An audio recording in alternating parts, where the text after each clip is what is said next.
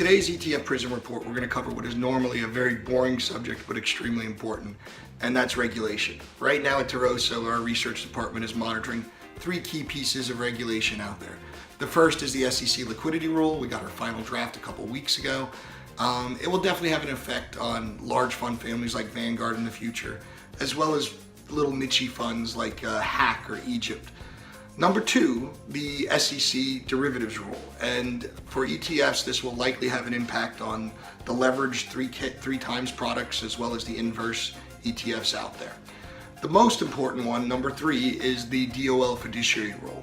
And as we were doing our research, we found studies that showed us 50 to 60% of both clients and advisors don't think this is going to impact their business.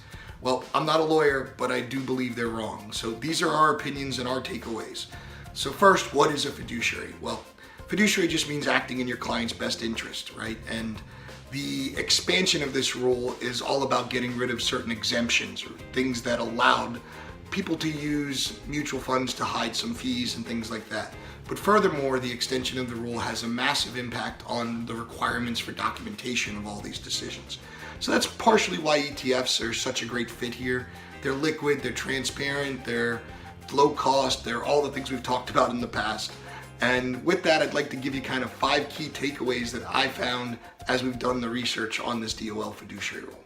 So number one, it's coming soon. By April of 2017, you have to have a plan in place. We provided this great little chart from Broadridge that shows the 3 key dates and exactly what's required on those dates. Number two, the Advisor Act, upon which we're all governed, is about disclosure, telling the client about your conflicts. Well, the fiduciary rule from the DOL is about documentation, right? It's don't have a conflict and document every decision. Have a contract with your client explaining a legally binding contract that says, I don't have a conflict and here's what I'm doing for you.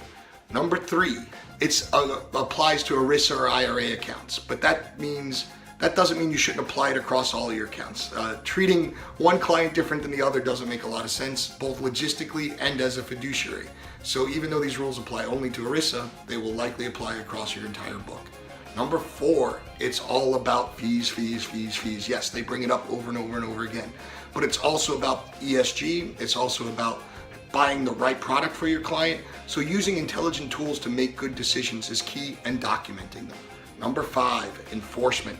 The DOL has been very dovish in descriptions of how they're going to enforce this. However, what I've seen in previous rulings in 401ks and things like that, the clients become the enforcement agents. And that's extremely important. It's empowering for the client, but it also means we need to comply and do right and be a fiduciary for our clients. Thank you for your time.